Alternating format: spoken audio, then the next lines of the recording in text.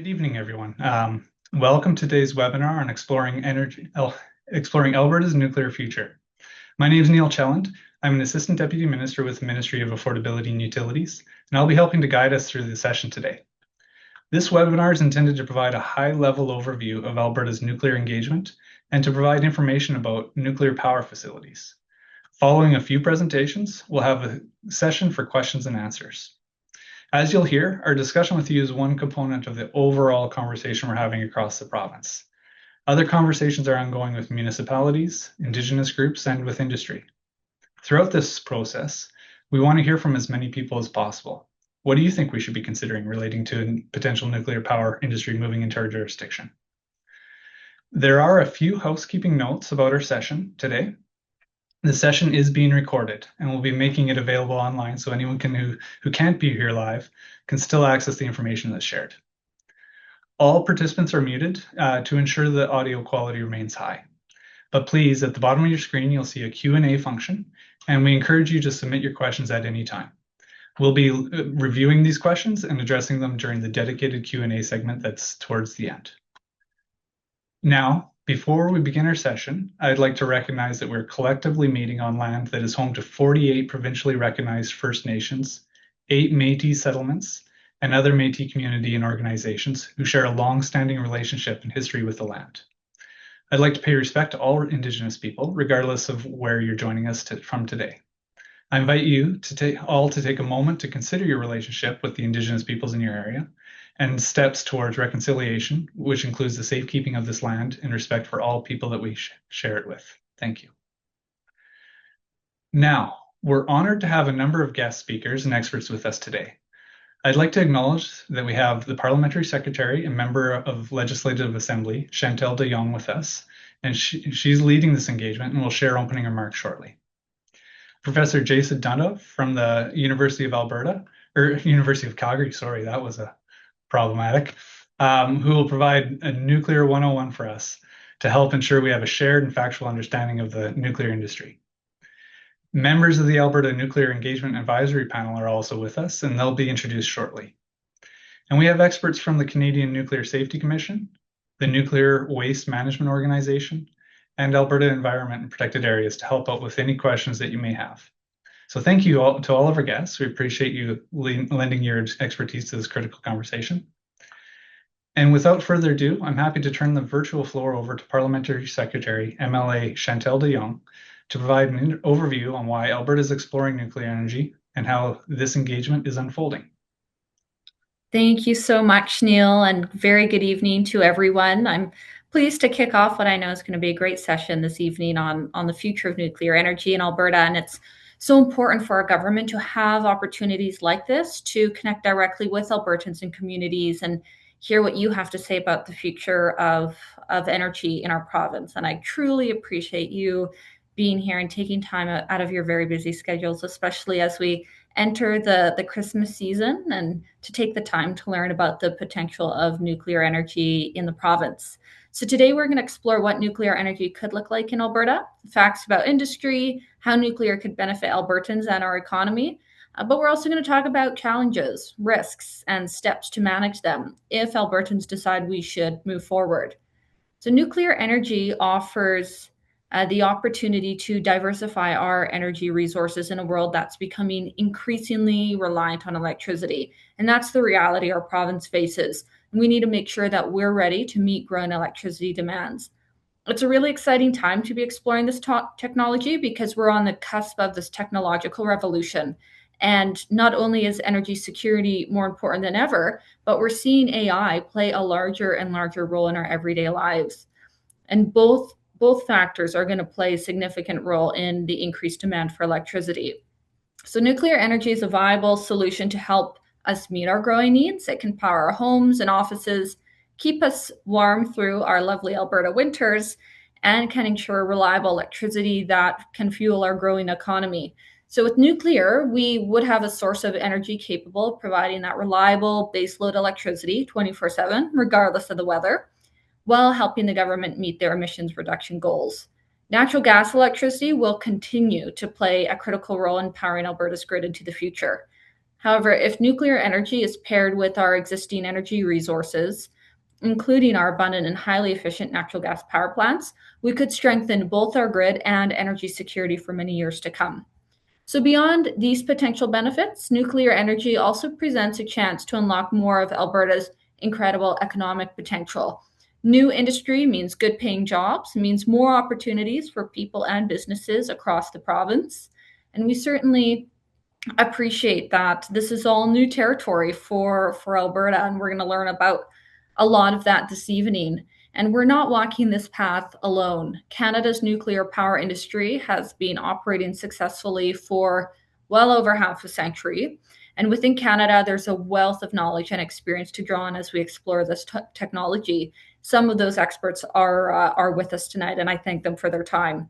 So Alberta is listening and learning from existing nuclear jurisdictions across Canada, and whether that's through formal MOUs with Saskatchewan, Ontario, or New Brunswick, and now with the federal government, or through informal opportunities to talk with those with that real world experience.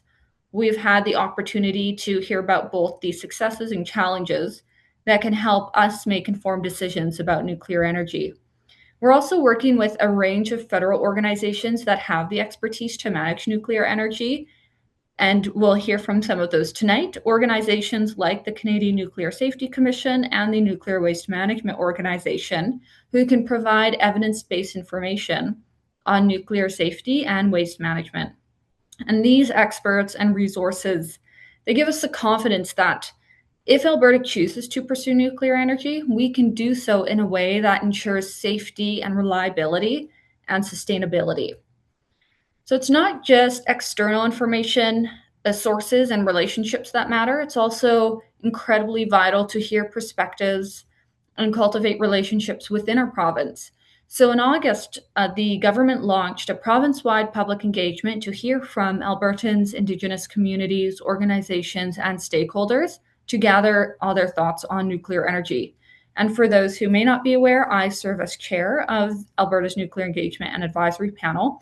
And today I'm joined by a few of my esteemed fellow panel members, the Honorable Darren Billis, Tim Boston, Stephen Buffalo, Dr. Rudy Cherning, and Dr. Harry Vredenberg. And our panel is leading the engagement on nuclear energy and was established to provide advice to the Minister and to Alberta's government on how nuclear energy could fit into our province's future energy mix before any decisions are made. So our goal tonight and throughout this whole process is to listen to and to reflect input from everyone that we've heard from Albertans, Indigenous communities, municipalities, as well as industry and technical experts. And so this webinar is part of our process to bring information and educational opportunities to those like yourself who are interested in engaging on nuclear energy.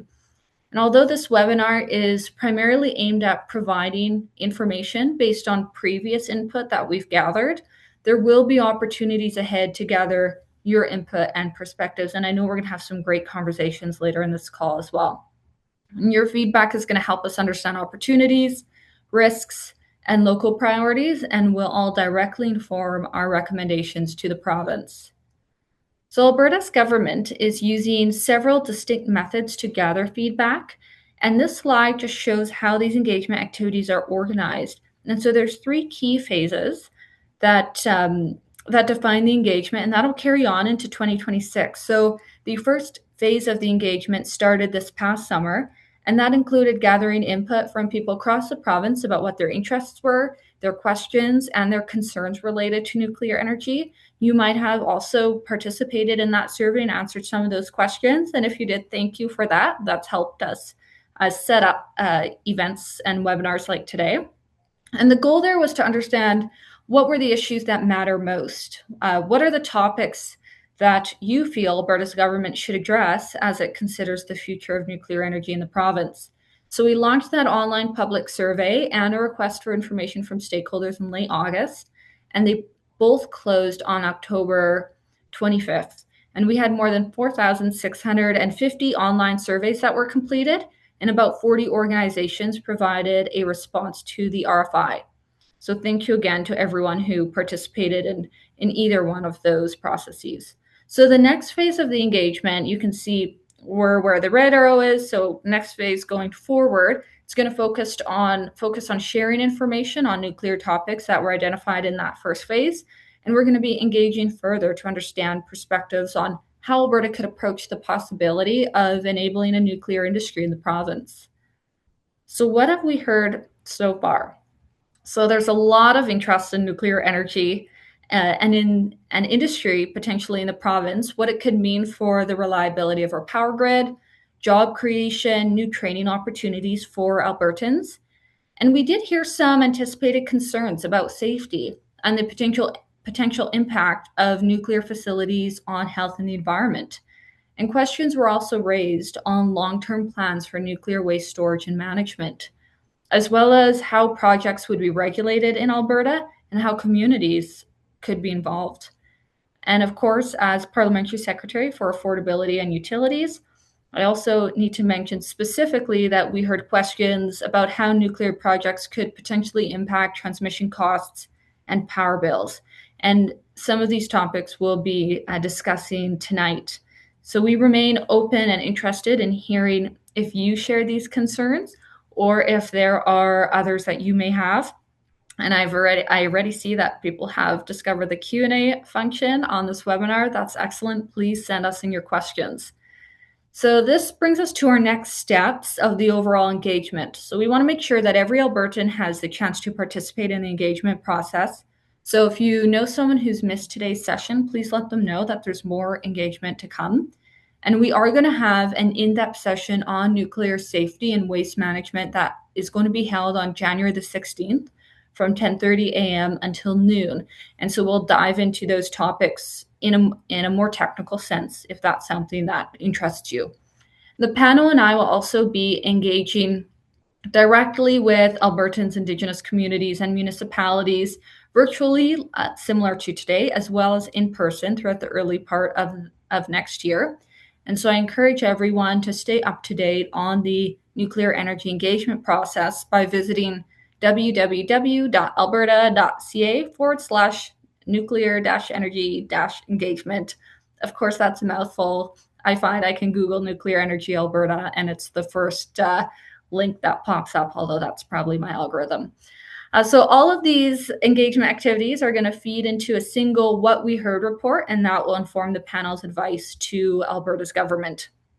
And I understand that nuclear energy is unfamiliar to many Albertans, and I encourage everyone to keep an open mind. As a panel, we're committed to listening and to providing open and honest answers to your questions and your concerns. We believe in the potential of nuclear energy in Alberta. We're optimistic about the opportunities ahead, and I look forward to continuing this really important conversation in the months ahead and with all of you here tonight. So I thank you for your time on this chilly evening. And with that, I'll turn it back to Neil to introduce the first guest speaker.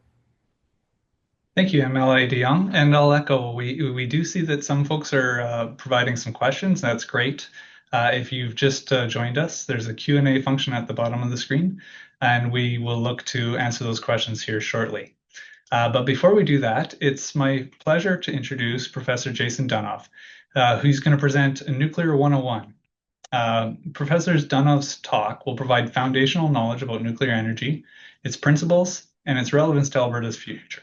Professor Donev, the floor is yours. Thank you. Hi.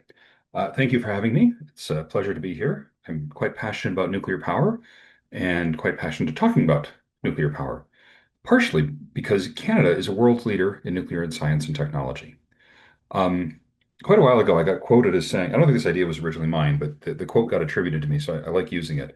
I think solving the world's biggest problems require understanding energy. And nuclear, I think, is a really important one to understand. And certainly, I encourage all Albertans to understand nuclear before making a really big decision about building nuclear reactors here in Alberta.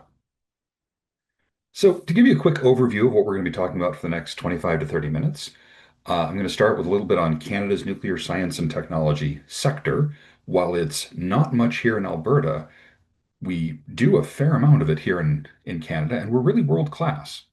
I'm going to talk a little bit about nuclear reactions, what they are. Unfortunately, I won't really have much time to get into the nuclear science of it, which is actually my favorite part because as a nuclear physicist, that's what I really like talking about. But we'll talk about the fuel cycle and what Canada does and doesn't participate in the nuclear fuel cycle. Then I'm going to just kind of close it off with some nuclear organizations. There are a lot of resources available, like the Canadian Nuclear Safety Commission, which is who they're basically the police officers in charge of nuclear, and they are represented here today, and they do welcome people reaching out about questions about radiation, about nuclear, and so forth. So I do encourage you to use your Canadian Nuclear Safety Commission to answer questions if you have questions that you don't feel this panel or this organization or this presentation are addressing. So we'll talk about some nuclear organizations, and then I want to close off with just some advantages of nuclear power and some disadvantages of nuclear power, because there are both advantages and disadvantages of nuclear power, and quite frequently they're not what people think they are. So, nuclear science and technology saves lives. And I get this question quite frequently, like how can you participate in nuclear power and nuclear science and technology? Are you a mad scientist or something? And I may in fact be a mad scientist, but there's really, really good, interesting, and really life-saving things that happen. For example, Albertans care a lot about pipelines, and pipelines occasionally leak. One of the ways we can detect pipeline leaks is using nuclear science and technology. It turns out that as long as you have the right equipment, and let me be clear, the equipment is available for anyone to buy on Amazon. You can buy a Geiger counter, you can buy various radiation detectors, and it allows us to tell, hey, look, there's radiation here, because that's not something we as humans with our natural senses can tell, but with a little bit of equipment, it's fairly easy to tell. So we use radioactive tracers to tell when pipelines are leaking. We can also preserve food. So spices and so forth often wind up being irradiated. Irradiated means radiation is shined on it, as opposed to radioactive, which means it gives off radiation. So we irradiate food, and it dramatically improves how long it will stay on the shelf before going bad. This has saved a lot of lives, and it allows me to have garlic when I want garlic in my cupboard. So if you're a fan of having a spice cupboard, you're probably using nuclear science and technology without knowing it. Materials research that Canada has been participating in for decades use nuclear science and technology, and even the lowly smoke detector that's in most people's homes has a little tiny bit of what's called americium-241. This little radioactive particle will give off radiation even in the midst of a fire. But that radiation is actually blocked entirely by that plastic container. So we calibrate it really, really carefully to check and make sure that the radiation can detect the smoke, but it doesn't actually hurt anyone. Smoke detectors save lives. Make sure you have one, make sure it works. Test your batteries on a regular basis. Things like exit signs wind up being powered by radioactive tritium made here in Canada. Canada also is a leader in producing cobalt-60, which sterilizes medical equipment and saves millions of lives every year. We can explore space using nuclear science and technology. There's lots of medicine, imaging. We can detect stowaways and do safety inspections to check and make sure that airplanes will stay up in the air. So all of this is to say Canada does great nuclear science. What it doesn't do is it doesn't shout about the fact that Canada does great nuclear science. And that's one of the things that I get a little frustrated with the nuclear industry about is that we're doing a really great job. We're just not doing a great job telling everybody we're doing a really great job, which I think makes it very Canadian. Um, so we're a world leader in nuclear medicine. Cobalt-60 was used to do deliberate doses of radiation for treating cancer. And there were actually two different Canadian groups that were the first two groups in the world to do it. One in Saskatchewan, which, as somebody who lives in the prairies, go Saskatchewan. And there's also the one in Ontario, which was truthfully also doing really good work right at the same time. And they were saving lives decades ago using cobalt-60. The CANDU reactors that we have here in Canada now produce a significant fraction of the world's cobalt-60. We also have produced a significant fraction of the world's supply of molybdenum-99, which makes technetium-99. So people have had to have their heart tested for heart stress tests and so forth. This medical isotope is an important part of telling what's going on inside of people's bodies, to help save lives from heart attacks and other really tragic things. I myself have had to have technetium-99 injected into me, and it was fun to actually hold a Geiger counter up to myself and see that for that brief period of time, I was radioactive. But like all radioactive decay, it goes away in a very measurable way. We do fundamental science at Triumph. Neil made the mistake of saying that I'm from the University of Alberta. I'm not. I am from the University of Calgary, one of Canada's top 5 research institutions, I'll have you know. And we are part of the Triumph collaboration of doing nuclear physics, fundamental nuclear physics. It's physically based out in British Columbia, but we have scientists here in Calgary and other places in Alberta, like Edmonton, who are doing work on that as well. We also have a great nuclear reactor that's in the lower right-hand corner of the screen. Um, sorry, the lower left-hand corner is the uh, the Cobalt 60. The middle, anyway, the lower right-hand corner is Canada's largest power plant, which is the Bruce Power Station. And that Bruce Power Plant produces and has been producing reliable electricity in Ontario for a very long time. The CANDU nuclear reactor was named by the Engineering Association of Canada as one of the top 10 engineering achievements of Canada of the past century. We do great nuclear science here. So what is it we're doing? Well, when we have, you know, something like a piece of metal, more on this piece of metal later, if we look at it close enough, we see atoms. And atoms look a little bit, well, the pictures we always show are of a dense nucleus in the center and electrons floating around outside. So those electrons make chemistry happen. And the part that I'm interested in is what's happening inside. And there are forces inside of a nucleus. Physics has only ever been able to discover 4 forces. All of the interactions that we know about in the world just boil down to 4 forces. The one you're most familiar with is gravity. Does gravity happen inside of a nucleus? Yes, but it's so incredibly small we can ignore it. It's so incredibly small, I don't have a way of telling you how incredibly small this is. So I'm going to move on to the next force, which is the weak force. The weak force is 1/10,000th. Well, actually, it's 2/10,000ths the weight of an apple, but that's roughly the same weight as the tiniest drop of rain that happens is roughly the same weight and same size of force as the weak force inside of a nucleus. So the weak force is, like the name implies, very weak. The next force that takes place inside of the nucleus is the electromagnetic force. And let me be clear, the electromagnetic force is the same force that allows you to stick your kids' artwork to the refrigerator. It's also the force that if you rub your hair on a balloon allows the balloon to stick to a wall. But it's also the force that governs all of chemistry, all of electricity. I mean, it's the electromagnetic force. And inside of all of the atoms in your body, except hydrogen, there's a force, an electromagnetic force that's pushing outwards, trying to explode those nuclei. And that force is roughly the same as the weight of a beaver. That's really pretty incredible. All the atoms in my body except hydrogen want to explode with a force pushing on them that's the weight of a beaver. And these are really, really, really, really tiny things that are having a huge force put on it. So there must be some strong force that's holding everything together. And because physicists shouldn't be allowed to name anything, when we discovered that there was a strong force holding together the nucleus, we decided to call it the strong force. And inside of the nucleus, the force that's holding everything together is roughly 30,000 newtons. So, okay, so what's that? That's the size, that's the same as the weight of a moose. So if you have some idea of how much a moose weighs, if you've seen one on the side of the road, or maybe you've hauled one into a pickup truck after a hunting trip or something, you have some sense of the force that is holding together nuclei. And the thing about nuclear power, nuclear science and technology, and nuclear power specifically, is harnessing these huge forces that are happening inside of the nucleus that allows us to make electricity go. So that means that my bundle of joy here, oh, and my daughter, because you got to have a child for scale. My kid hates that joke. Just to be clear, my kid hates that joke. Anyway, this fuel bundle, it's empty.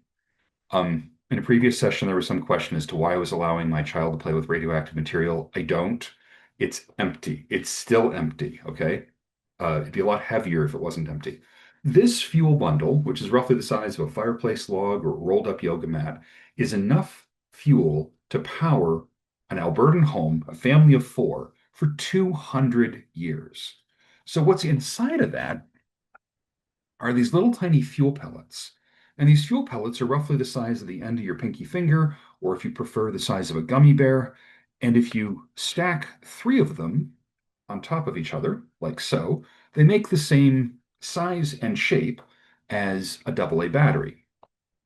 And these pellets slide inside of the fuel bundle, and this fuel bundle then goes inside of a nuclear reactor. And this, I want to be clear, is what nuclear waste looks like. It does not look like green goo. The Simpsons, the Simpsons got nuclear power wrong. Who would have thought the cartoons would not have accurately described nuclear power? But there you have it, that shocking realization. So this fuel bundle contains an awful lot of power an awful lot of energy for to power our homes. So if all of your electricity came from nuclear, you would have these little, AA batteries worth.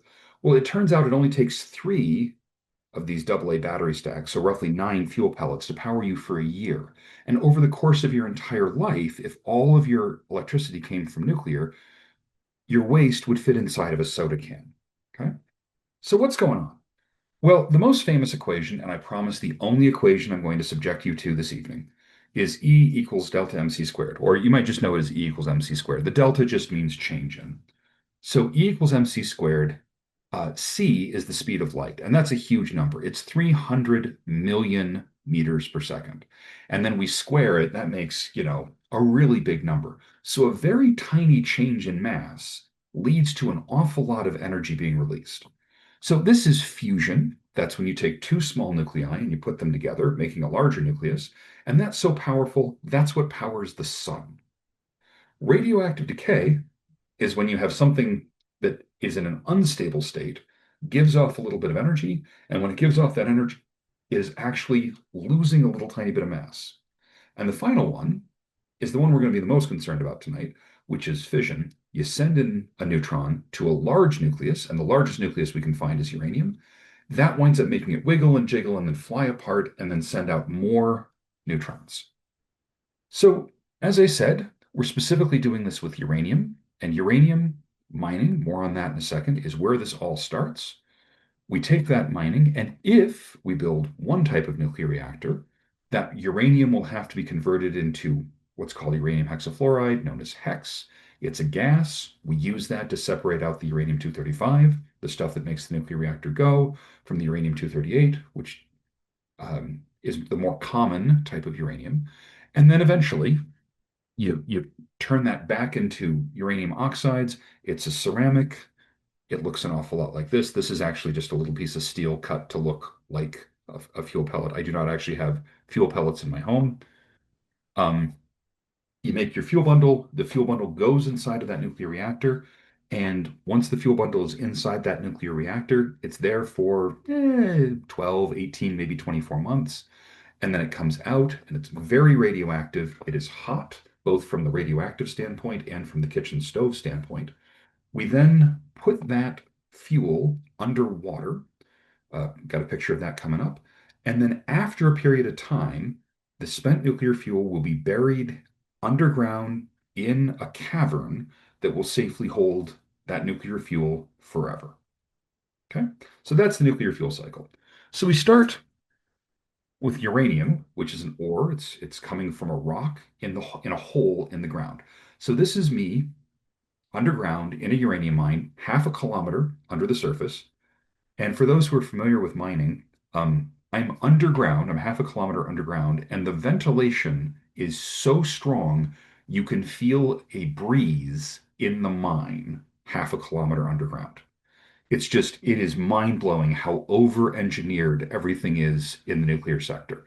Um, so I was up in northern Saskatchewan. I was specifically at the Key Lake mine, and there's a map. This is on the Athabasca Basin, which many Albertans are familiar with, because the Athabasca is also part of Saskatchewan. So the uranium comes from this Key Lake mine. The picture was in the previous slide. And here's, for example, the MacArthur River operation, which is also there.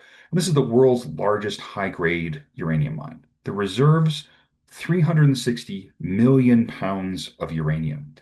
So we have uranium to last us many decades into the future. This one mine produces a quarter of all of the uranium in the world. And yet, this single mine, which the surface facilities are shown here, is small enough that you can walk all the way around the mine site in 45 minutes. This one mine in Canada is producing a quarter of the world's uranium. So what do? They drill a hole and they've got a reamer head, which I'll show on the next slide, which comes back up through the uranium ore body, dropping bits of uranium, which is then scooped up and gathered for the rest of the processing. And here you have a machine to grind those rocks. That's the reaming head with a physicist for scale. I was really having a good time on that tour. I find this stuff really, really fun. I want to start a new business, nuclear tourism, to go around and show off all of the fun, interesting, and neat things that the nuclear world does. Apparently, nobody's interested in this tourism opportunity, but maybe someday, maybe someday. So once we have the uranium, we put it in the reactor. What we have to do then is fission. So we're taking this really, really large nucleus and we're going to split it roughly in half. And we do that by hitting it with a slow moving neutron. It has to be a slow moving neutron. Fast moving neutrons don't make the fission go the way you want it to. It'll still happen. It doesn't go out of control or anything. It's not as active. You need the slow neutrons to make it go. So what comes out is heat. And the heat that comes out is what we turn into electricity. More on that in the next slide. But that heat is not going to be all that different from burning coal or burning natural gas. Like once you have a source of heat, you can turn that into something. You also get fast neutrons out and two what we call daughter products. And those daughter products, basically the two halves of the nucleus you start with, are actually a lot more radioactive than when they started. And that's why spent nuclear fuel has to be handled so carefully, because those fission daughter products are what's giving off the radiation, most of the radiation. But if you have heat, you can use that in a boiler to turn water into steam, and that steam is at a high pressure, and that high pressure water can spin a turbine, which is attached to some magnets that are in turn spinning near a loop of wire, and that's what makes electricity go out into the into the electrical grid. That wire near spinning magnet, that's how wind power works, that's how natural gas power works, that's how hydropower works. Solar power is the only one that does that. On the boiling side, this idea of turning water into steam, that's how coal works, that's how a lot of our natural gas plants work. It's that part of the technology is very, very familiar to Albertans. So this functionally uses water in the same way as any other power plant, any other thermal power plant does. So we put it all together, and the kind of reactor we've built so far in Canada is the CANDU, which produces 740 million watts of electricity. This produces waste heat, which has been dumped generally into the Great Lakes or the ocean. It does produce solid waste. It's a solid, looks an awful lot like this. And it's not giving off harmful things to the environment. I would raise my family next to a nuclear reactor, and all of the nuclear experts that I know would be willing to raise their family next to a nuclear reactor. And because many of the nuclear experts that I know work at nuclear reactors, they actually do raise their family next to nuclear reactors. But there's an awful lot of talk about small modular reactors, which are an exciting development within the nuclear world. And these are a little less than half the size of the traditional reactors. For example, this is a schematic of the boiling water reactor 10, the BWRX 300, where both Ontario and Saskatchewan are in the process, somewhere within the process of getting public approval, figuring out a site, building these things. And these smaller reactors can be built faster and in parallel, so you can actually get the electricity onto the grid faster than you can with a CANDU reactor. You could also imagine an even smaller reactor, this reactor, the Evinci, and full disclosure, I'm not trying to sell you Evinci reactors. I just have some friends who happen to work on this reactor, so I happen to have a nice picture of this reactor. And this is only 5 megawatts electric. So this would be suitable for a small remote northern community or perhaps a mine site or something. Notice that while the CANDU reactor was more than 700, then 300, this is 60 times smaller than that. And that's why it's called a microreactor. You wouldn't usually put this kind of reactor onto the grid.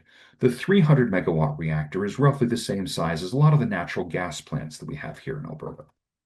On the other hand, Alberta did in fact have a nuclear reactor at that other university, the University of Alberta. Neil, I'm not going to let you live this down. Um, so where that reactor we were just talking about was 5 megawatts electric. This is 0.02 megawatts thermal. So the University of Alberta had this reactor that was in the pharmacy department, was doing good research, good stuff over there. It's since been decommissioned. It reached the end of its lifetime and just was taken out. So it's no longer there, which is sad because slowpokes are great reactors too. Um, on the other hand, this is that really large power plant. The Bruce nuclear power plant was for a long time the largest nuclear power plant in the world. Go Canada, and a really well operating one as well. They are currently looking at potentially, so they've got Bruce A and Bruce B, each which have 4 of these CANDU reactors. They are talking about having a Bruce C and putting on another 4,000 megawatts, making Bruce Power the #1 largest nuclear facility in the world again, which I'm in favor of, just because I want Canada to be doing that. But there's a long process, even with an existing site. There's a lot of Indigenous engagement. There's a lot of public consultation. It takes a long time to have these conversations, and it takes a long time to get these things built. So as I mentioned before, when the fuel comes out, it winds up going into these Olympic-sized swimming pools. So this is sitting underwater, and it's just a couple meters of water. And I have stood, that's not me, but I have stood on one of those bridges and with a Geiger counter, checking to make sure that the water is in fact absorbing all the radiation coming off of the spent nuclear fuel. We keep it there for 7 to 10 years to make sure that it's less radioactive. Afterwards, it goes into dry storage. That is me standing in front of a dry storage container. The radiation is slowed by the steel and concrete in that white canister to the point where it just becomes warm. So it's warm to the touch. And that thing I'm wearing on my chest is a radiation detector that's checking to make sure that I'm getting exposed to a safe amount of radiation. And when I say safe amount of radiation, the amount of radiation I'm getting exposed to is, while I'm leaning against that, is less than the amount of radiation that I got exposed to flying out to Ontario. Same with when I was on the bridge, I was exposed to less radiation than I'm exposed to when I'm taking a flight. So the Nuclear Waste Management Organization has been charged with the safe disposal, handling and disposal of all of Canada's spent nuclear fuel and other radioactive components of the nuclear fuel cycle as well. There are 5 barriers to manage the risk. It starts with the pellet. The pellet goes inside of the bundle. The bundle then goes inside of that stainless steel container with the copper container, the copper coating called the used fuel container, which is then put in bentonite clay, and then that is buried under 1/2 kilometer of rock. And full disclosure, I was part of the public consultations for the site that is next to the Wabigoon Lake Ojibwe Nation and the municipality of Ignace in northwestern Ontario. I was involved with talking with the communities for almost a decade. So I was the independent expert that was brought out to talk about this. So I'm always happy to talk about nuclear waste, much to the detriment of various people who find themselves at parties with me. Turns out that's not a great party talk, unless you wind up going to parties at the Canadian Nuclear Society. So the Canadian Nuclear Society is a Canadian organization for people who are really excited to talk about nuclear. If you hate nuclear power, come join the Canadian Nuclear Society and you can sit around and talk to other people about nuclear power. And if you love nuclear power, you can join the Canadian Nuclear Society. Full disclosure, I'm the branch chair. So it's in my best interest if we get more Albertans involved in the Canadian Nuclear Society. Women in Nuclear is another organization that I am a member of that also does some great work on, and they do outreach, but Women in Nuclear also does a fair amount of mentorship, trying to help women in technical fields break into fields that they've not been well represented in the past and do better. The Canadian Nuclear Association is an advocacy group, so they're the group that actually works to try and convince the government that nuclear is a good thing. So that's the CNA, and you can't join that unless you're a company. The CNS, however, is what you can join. Now, the Canadian Nuclear Safety Commission, unfortunately called the CNSC, easily confused with the CNS, but very, very different. The CNSC, and we do have people from the CNSC on the call today, the CNSC is the nuclear watchdog. They're the ones who can actually say, no, no, no, this isn't safe. This won't happen. And they're so committed to that that there have been times when it has cost the nuclear industry a lot of money, tens of millions of dollars, to actually halt what they're doing because the CNSC said, no, we don't think this is okay. So stop. Then finally, or sorry, not finally, but the Nuclear Waste Management Organization is the organization that I did not work for, but I did work with to talk about Canada's spent nuclear fuel repository. So those are organizations that you should be aware of. If you have questions about nuclear waste, you can ask me, but you can also reach out to the NWMO. They have a dedicated team who wants to answer everybody's questions about nuclear waste. And the CNSC will also answer people's questions, not just today, but in general. Capital Power and OPG, OPG is Ontario Power Generation. Capital Power and OPG have signed a memorandum of understanding to talk about what nuclear could look like in Alberta. Nucleon Energy is also looking at the possibility of building a nuclear reactor here in Alberta. And Energy Alberta, at the moment, I believe, is focused mostly on the Peace River area, has been involved in the past with Bruce Power, but Bruce Power is not currently doing anything in Alberta. That, I suppose, could change. But Energy Alberta, Nucleon, Capital Power, these are the companies, which is separate from the Alberta government. So the Alberta government is engaging in conversation. That's great. But these are the actual companies that would do things like pick a reactor design, pick a place, and things like that. So there's an awful lot of moving parts. There's an awful lot of people involved. So nuclear power, the advantages as I see this, it's safe, it's clean.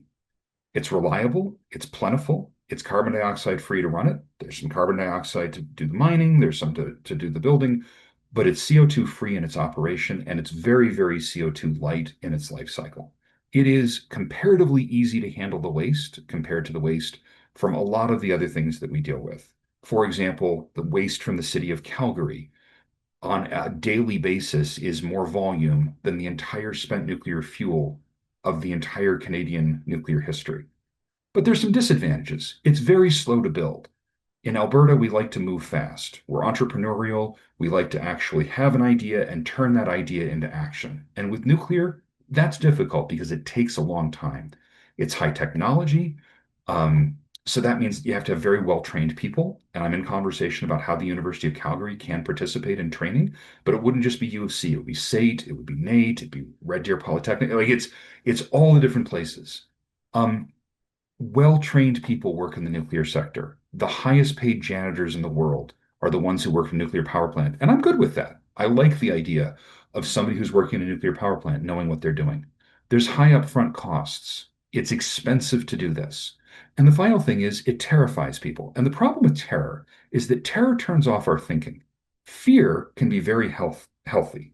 Fear allows us to say, hey, I don't understand and I'm concerned about something. But when we get into terror, we're just running around like chickens with our heads cut off. So fear, which I've been told is, false evidence appearing real, I think can be turned around and to face everyone and respond. So I want to really extend my appreciation for MLA de Jong and Dulles and the rest of the panel for being willing to actually face the public and say, we're looking at doing this. And I'm hoping that through these conversations, whatever people's opinions, whether being in favor or not, whether the fears get addressed or not, we're at least not coming from a standpoint of terror, which I think is good and is what I've been seeing happening with these. I'm seeing that people are interested and engaged and want to continue to be engaged because this is a big decision. Thank you for participating because this is how democracy works. Thank you.